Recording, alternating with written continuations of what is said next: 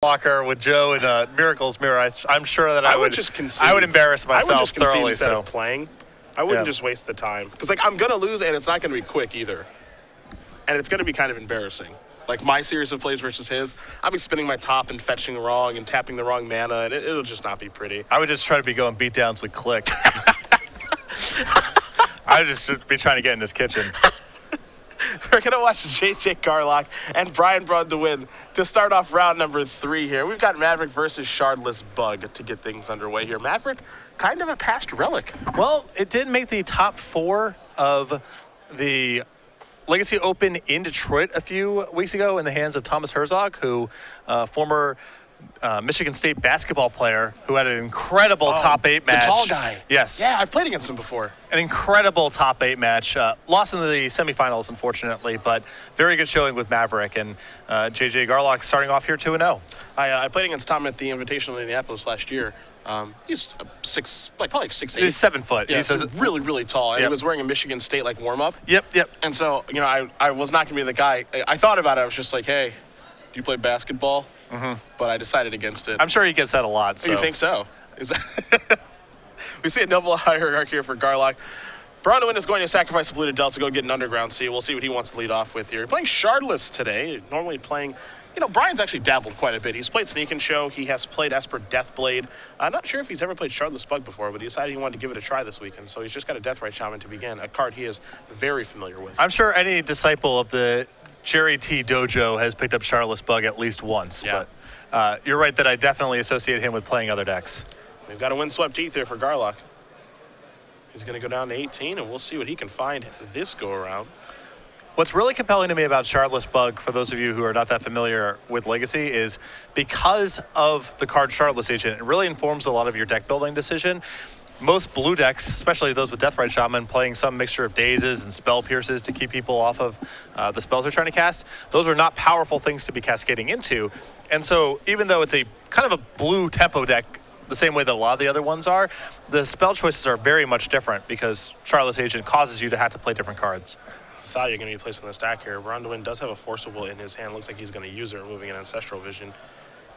Thalia proving to be pretty difficult. Looks like Brian might be a little bottlenecked on mana here, so the 2-1 will get countered. We'll see if Garlock does have anything to follow this up with. It looks like he does have Noble Hierarch to cast a Deathrite Shaman. And this is one of the charms of playing Maverick. Force of Will is just not very good against this deck. There's a lot of interchangeable cards, a lot of redundancy, and so you don't care about any one particular spell getting countered. Now, the deck is primarily about Knight of the Reliquary. There's 4 copies in this list, and when it gets active, this deck is competing on an entirely different level. There's so many powerful lands to go get. You can start looping Wastelands and so forth. And Garlock's list actually has a Thespian Sage Dark Depths kill rolled into it. Yeah. So a lot of power once Knight is online, but by and large, the pieces are redundant and interchangeable. And not too surprising to see the Thespian Stage Dark Depths combo now. It's a way for Maverick to actually get the job done pretty quickly. It doesn't take Knight of the Reliquary too long, but there are definitely some matchups where it's actually too slow. Here's Deathrite Shaman going to allow for a turn 2. Liliana Neville, BBD's going to make Garlock sacrifice a creature. There goes Noble Hierarch. This seems Deathrite Shaman can actually get the job done on Liliana. Seems like BBD's probably got a pretty weak hand here. And this is the value of playing a deck like Maverick. I mean, Brian's opening here of Deathrite Shaman with Force of Will backup, turn 2 Liliana. That would be tough for a lot of decks to compete with, but Garlock is doing just fine. See if Garlock does want to go after Liliana. See if he wants to cast his turn. Looks like he may be looking to cast a Zenith here. Yeah, he also has Mother Runes in hand, and a Scavenging Ooze, so a lot of potential plays this turn. Could just play Mother of Runes Zenith for 0, go get a Dried Arbor. Actually, a lot of options available to him. I think most importantly, you gotta get that Liliana off the table if you can. I think that's going to be a priority for him this turn. Oh, looks like maybe not. Gonna just cast Zenith for 1. Maybe he's happy with the symmetrical discard next turn because he has a Scavenging Ooze in his hand that isn't up to very much. And this allows him to advance his board quite far and set up Mother of Runes plus Knight of the Reliquary the following turn, which is very powerful. I agree with you, my instinct. I think this turn would have been to simply attack with a Deathrite Shaman and Zenith for a Dryad Arbor. And the only reason I would want to do that, I mean, one, Liliana is just a very powerful card that I don't want to have left on the table. But the other reason is just both the cards in his hand are actually quite good. Sure. Scavenging Ooze and Knight of the Reliquary. I wouldn't want to discard either one of those. Here's a Brainstorm. It's also worth noting that there's no guarantee that Garlock gets the opportunity to kill this Liliana the following turn. Yeah. You know, you see Brian's picked up a Tarmogoyf. Now that becomes troubling to attack through.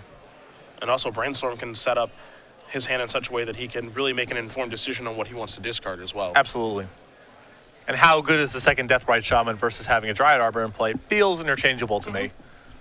And in fact, the Dryad Arbor may be a more stable source of mana. And chances are maybe the card that he would rather be looking to discard is actually just the Green Sun Zenith itself. Yes. Either way, Brainstorm is in the process of resolving here for Braun-Duin. He's going to put 2 cards back. We'll see where he wants to go from there.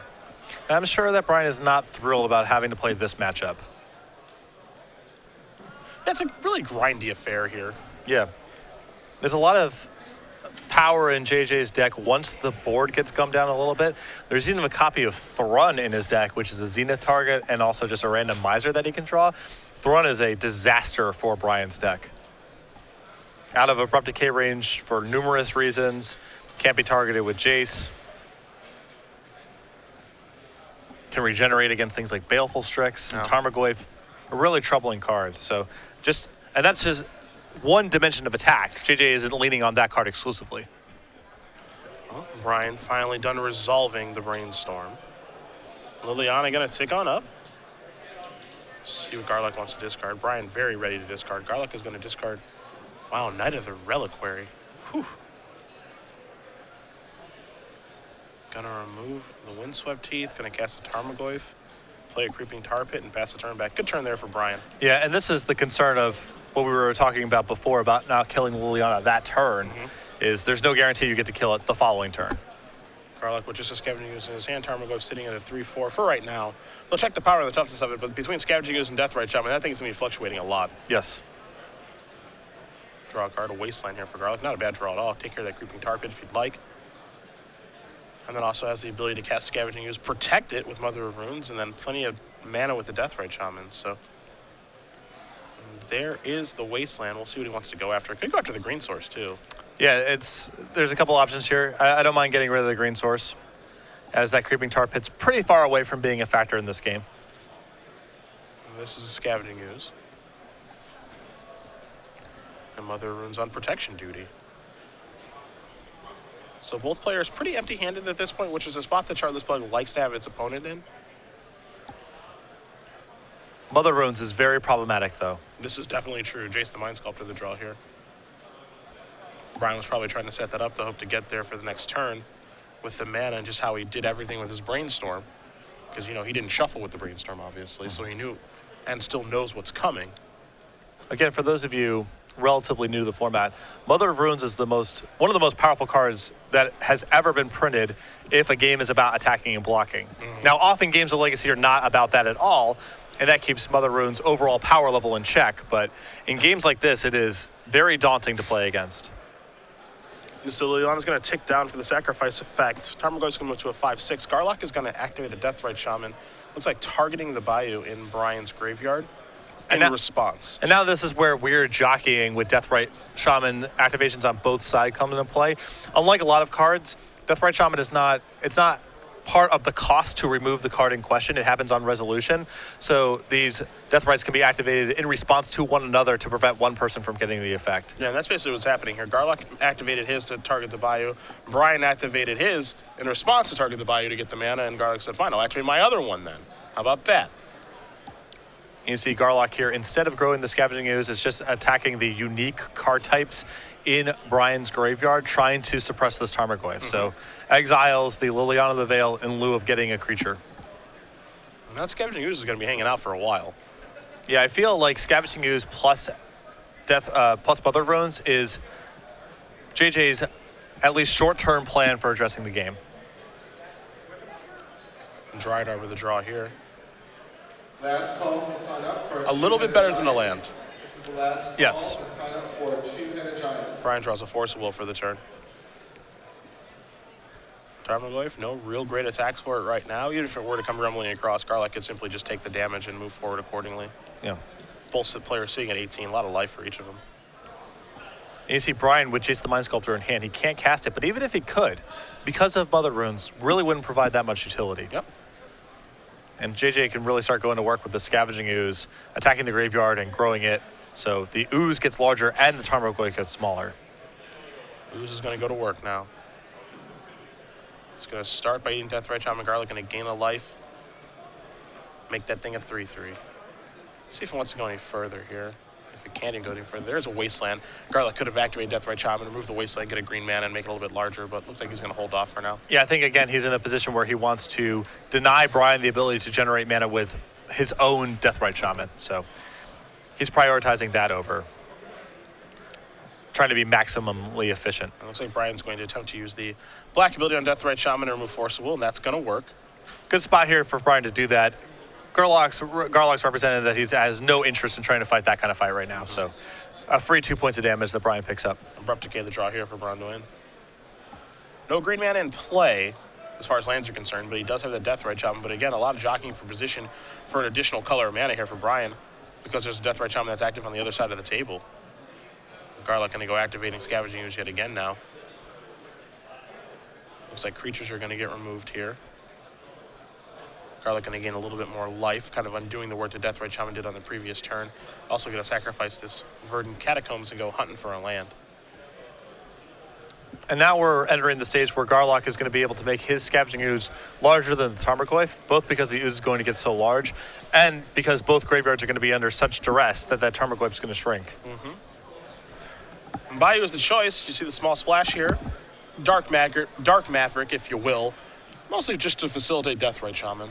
Yeah, there's a couple of Abrupt Decays and Thought Seizes, Zealous Persecutions on the sideboard. So a couple other pieces of utility, but game one, it is just a concession to Deathrite Shaman.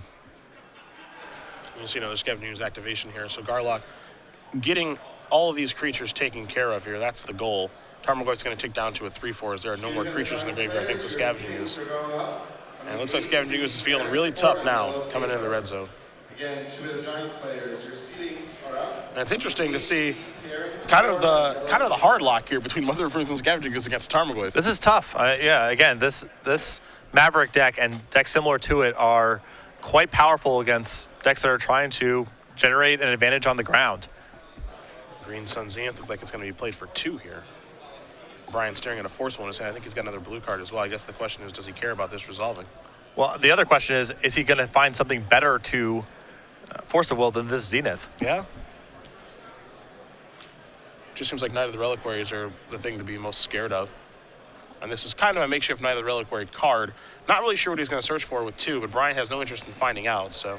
Yeah, the 2s that he has access to in his deck, 2 copies of Kasali Pride Mage, the Scavenging Ooze, which is already in play, a Garlock Teague, and a Script Ranger. So I would imagine Script Ranger would have been the target there, but we will not know. You see Deathrite Shaman go removing yet again here. Garlock not willing to move with his. See the life totals here, 11-17. Tarmogoyf the draw looks like here for Brian. Yeah, just stuck on green mana. I believe it was Hymn to Torak, which okay. is equally useless. Yeah, okay, sure. It's all bad. Garlock's in a position now where he can draw nearly any card he finds here. There's not even a Battered Skull in his deck, even though there's Stoneforge Mystic, just 2 swords and an Umezawa's Jitte, so he's good to go on all fronts. Even the Thrun. Ah, yes, the Trun. Can even cast the Trun. There's so many angles of attack that Garlock is pressuring Brian on right now. Brian's going to try to go beatdowns here. I think this is trying to induce a mistake. Yeah. With some sort of block and then activate Mother of Runes, something of that nature. And Garlock looks like he's going to activate Scavenging Ooze to remove something from the graveyard here. There goes a Force of Will. No life will be gained, of course, because it's not a creature, but... Curious that it would be Force of Will and not the Ancestral Vision. Yeah, me too. As that the Ancestral Vision, I believe, is the lone sorcery in any graveyard. Also, this attack is just... Part of it is Brian just can't block, so what else is he going to do? Yeah. Got to do something. Again, I think that's just an attempt to induce a mistake. Maybe Garlock just blocks, activates Mother Runes, protection from green, and then in response, Brian Abrupt Decays it to gets himself out of this situation. It would be very difficult to do, obviously. Yeah, and if nothing else, Brian has gotten a couple shots in with Deathrite Shaman activation, so yeah. I don't think he can win the game by damage racing, but he's at least pressuring Garlock's life total a little bit. So One-Swap Teeth going to come into play here now. You see Braun-Duin going to move down to 5. Garlock at 14 life right now. Braun-Duin going to activate Deathrite Shaman again. So let's see what he's going to go after here. Looks like he may attempt to go after a land. yeah, and this may compel a response here. He says that's okay. I think what he's trying to do here is he's going to probably try to Abrupt Decay something and then hope to untap, draw a land, and spike Jace. Something like that. He's got to get a little bit lucky at this point or induce some sort of mistake. But even spiking Jace doesn't necessarily get him out of It's the not woods. great, Yeah. no. Because Garlock can remove the last land from either graveyard right now with the Ooze, for example, and then it's not only to draw a land, but it has to be a fetch land. Yeah, there's a Creeping Tar Pit. There's a land just comes into play tapped. Yeah. Perfect. I mean, there's a lot of ways for Garlock to stop Brian's game plan here. Again, I think that Brian is just trying to induce a mistake or get lucky. And in a situation like this where he's essentially hard locked, that's all you can really do. Yeah. And Brian draws his Creeping Tar Pit and he just packs up the game. So JJ Garlock's going to win game number 1 here over Brian Braun-Duin. Maverick up a game over Shartless Bug and the 1-2 punch of Mother of Runes and Scavenging Ooze. I was not necessarily a fan of every decision that Garlock made that game, but he definitely had a game plan. He knew exactly how he wanted to execute that game. Did so pretty nicely, and Mother of Runes plus Scavenging Ooze, just too much for Brian to get through that first game. We'll move to the sideboards here. I got BBDs in front of me. I'm looking at 2 Pithing Needles, a Maelstrom Pulse, 2 Baleful Strix, 2 Nile Spellbombs, 2 Disfigures, 3 Thoughtseize, a Force of Will, and 2 copies of Golgari Charm. Actually like Charm a lot in this matchup. Takes care of a lot of creatures, surprisingly enough. Yeah, very heavy 1 toughness element to the Maverick deck. 4 copies of Mother of Runes, 2 copies of Noble Hierarch, 4 copies of Thalia, a Script Ranger for good measure. Mother of Runes, of course, can't protect itself or other creatures from that effect, so I expected the charms to come in, certainly. I also like this figure in this matchup as well. There's, we all talked about the 1 toughness creatures. There are 2 toughness ones as well. A Scavenging Ooze to start. You're not really going to ever catch Knight of the Reliquary with that card. That's very unlikely. But you'll catch, a card like Stoneforge Mystic, Gaddock Teague. There are definitely things that Disfigure can't hit. And because, a card like Force of Will is so bad here, there are some pretty easy cards for Brian to sideboard out. Cheap answers to Mother of Runes are really important for Brian. We saw what happened that game when Mother of Runes was allowed to untap. Brian essentially couldn't play the game anymore. So he's definitely going to want more cheap answers to that. I think we're going to see Maelstrom Pulse coming as well. Just another good answer to things like Knight of the Reliquary. And the Baleful Strixes, I think, are reasonable as well. I like Baleful Strix a lot here. I do. It's just another thing that makes using Mother of Runes defensively for the entire game challenging because you have a really powerful blocker.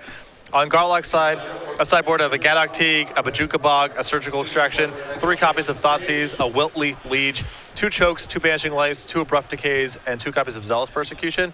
I like the Abrupt Decays, good answer to Tarmogoyf. Not that Tarmogoyf's the most meaningful card, but it's just good to have more answers.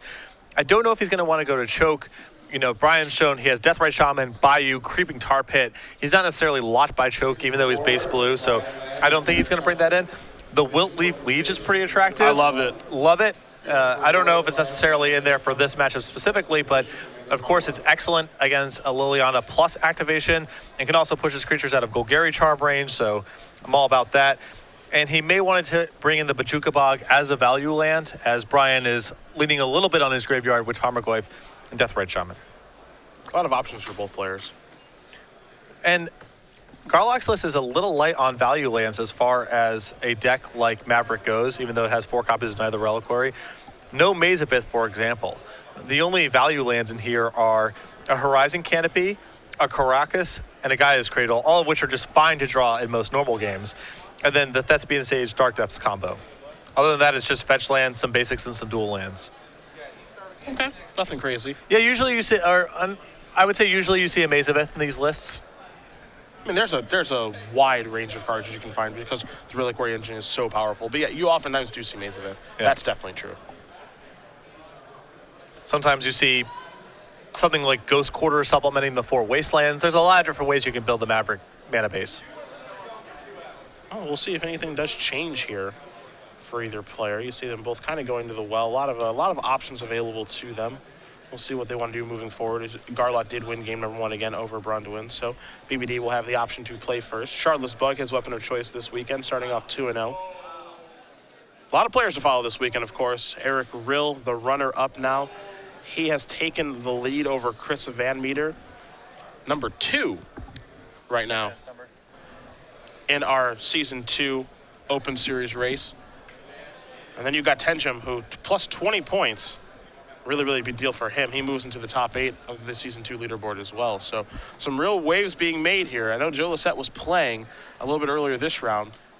He's within, he's within eyesight of us, but he's also no longer sitting at the table anymore. And if you take a look at the clock, we're about 29 minutes, about 20 minutes into the round here. He's playing miracles, so you have to imagine something didn't go right for him this round. 301 players today playing in the Legacy Open, which is great. The attendance was a little bit on the light side for the Standard Open yesterday. I was wondering if that was going to carry over to the Legacy Open, but a healthy 300-plus player field. And no way we're going to get an 8-rounder here. I think you guys had an 8-rounder in Detroit, right? Yes. Yeah. I think Detroit and was Orlando 8 rounds? I think those were the only 2 8-rounders I recall this year. I think this year, yeah. Well, we've got a healthy 9-rounder here today. Some big names battling for those Open Series points for the Players' Championship. And here for Season 2. Brian Braun-Duin, of course, already has punched his ticket to Roanoke at the end of the year. But the man loves to battle. Yes. He loves to do battle. And a good finish in the Standard Open, too. 10th place. Yeah. Good run with John Monsters. There's a Tropical Island to start things off. Pass it over back to Garlock. He picks up a Thalia for his draw step. This is a Savannah into a Mother of Runes. The dreaded opening. I would kill that. If I could kill that, I would. Because if you don't kill it now, you're unlikely to kill it later. This is an end-of-turn brainstorm, so Brian is really putting a lot of emphasis on, okay, I need to get this thing dead right now. And the third card he did pick up actually was a copy of Abrupt Decay. Really, really important. See a couple copies of Liliana over there. Also has a Shardless agent in his hand as well, does Brian. And for our creature deck, Maverick's pretty robust against Liliana, all things considered. There's a lot of interchangeable creatures, and if you go Liliana and Edict, the deck has the ability to just go get a Horizon Canopy and finish it off. So even though Liliana's potent against creature decks in general, and Maverick's no exception, Maverick is on the more robust end. Verdant Catacombs getting a sacrifice here for a Bayou. Brian able to clear things off with his brainstorm a little bit here. Probably going to fire away that Abrupt Decay over towards the Mother of Runes and move forward after that. Again, it's so important to keep Mother of Runes off the table, and there is the Decay to do that. Yeah. You can't mess around here. We saw what it did last game, which was essentially nothing and everything at the same time. It was in play for most of the game. Mm-hmm. It never activated, or it activated once, but the point wasn't whether or not it was activating. And there's another one. You see Garlock does have a Deathrite Shaman in his hand as well, so able to overcome Liliana at this point as well, because that can sacrifice a Deathrite Shaman. Him to Torak to draw here for Brian. And this is what I was alluding to as far as robustness against Liliana goes.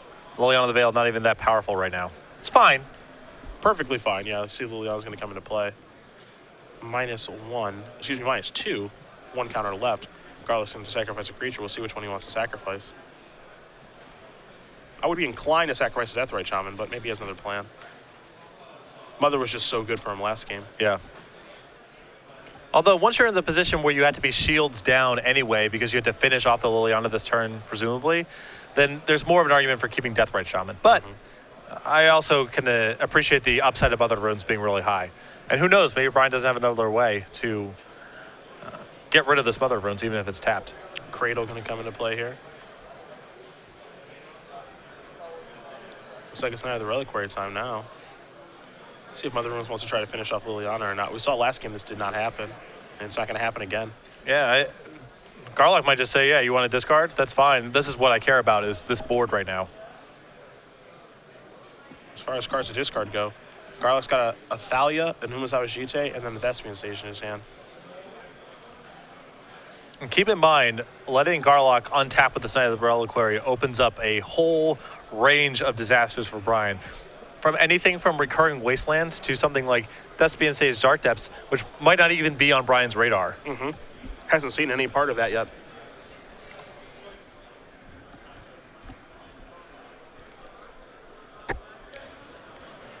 So let's see what's in store here. On Brian's side of things, he's definitely got some real decisions to make now. Mother of Runes basically protecting the Knight of the Reliquary, but once Knight of the Reliquary does get active in this deck, the deck goes kind of from 0 to 60, as you mentioned. It's a much different deck when it has Knight versus when it doesn't. Brian, for example, has the option to him and plus Liliana this turn and clear out all of Garlock's hand, but it's not clear if Garlock needs any other cards in play to generate an enormous edge. Yeah, he didn't need any more last game. Right. He had Mother of Runes plus a creature. And it was just scavenging ooze. It wasn't even Knight of the Reliquary. Knight is a whole different level of risk here.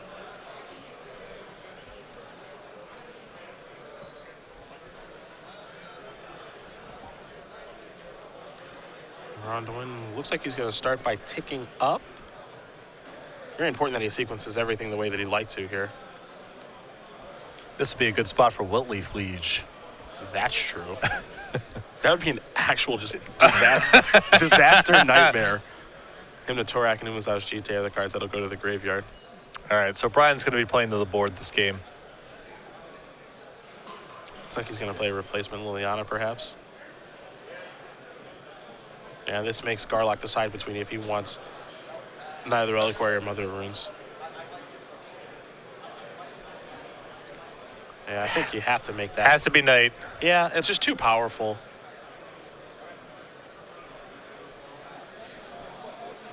See, Thespian Sage is going to come into play here. The jig is up now, by the way. Yeah. Yeah, but Thespian Sage 4. Oh, no. Oh, no. There's a Deathrite Shaman. And Garlock's just going to pass the turn back here.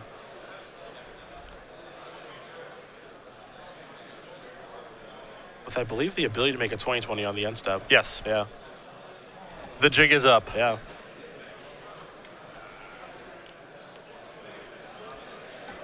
Brian might be hoping that Dark Depths is in his hand or something. Or maybe the Thespian Sage is just a random utility land or something. Yeah, you just want like another wasteland, right? That's probably it. Gonna tick on up. That's not a Dark Depths. That's a Thalia that got discarded.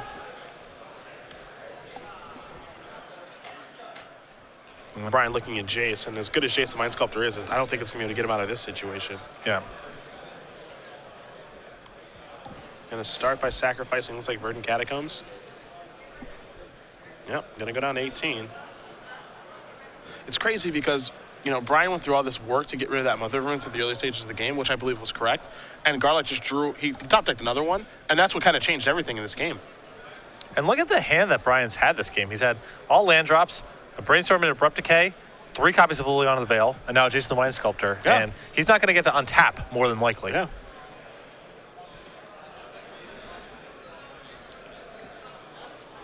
Kind of crazy to think about. Yeah. And again, it just really speaks to the power level of Maverick when the game is about attacking and blocking and using removal spells. In that world, the deck is very, very good. See what Brian's trying to set up here, if anything. Again, just kind of staring at Jace. Maverick's also a really sweet deck because it just feels there's like this pile of sweet synergistic creatures. When the central focus of your deck is untapping with Knight of the Reliquary, you're playing pretty honest Magic. You're saying, yeah, opponent, you're going to get to do your thing too. We'll find out whose thing is better. Yeah. There's a certain charm to that, and is often not the case in Legacy. I like that Knight of the Reliquary is seen as honest. It is truly anything but. Chaining together 4 wastelands is the good guy. Here's Jace. Gonna bounce Knight of the Reliquary. We may have a response. I'm gonna respond. Brian, I'm afraid I've got some bad news. And you can see the look on Brian's face. I think he knows he's done in. Yep. Gonna add 2 mana with the Cradle, sacrifice the Bayou, go get a Dark Depths. Thespian Sage will copy that. And as long as Garlock does everything correct here, which is he keeps the stage and lets the depths go. For those of you not familiar with the combo, Thespian Sage targets Dark Depths. Thespian Sage then becomes a Dark Depths with 0 counters on it. Merit Lage is good to go, Merit Lage is good to go, and there it is. 2020. Brian just shrugged his shoulders and says, yeah, I'm dead. Yep. That's going to do it. JJ Garlock does defeat Braun-Duin 2-0. Maverick moves on to 3-0 here early in our Legacy Open in Cincinnati, defeating Shardless Bug in 2 rather convincing games, showing off the power of Mother of Runes. And Thespian Sage has really shaken up Legacy quite a bit. There's all sorts of decks that now incorporate this package, whether it's lands. We've seen Kurt Spies do this with lands. We've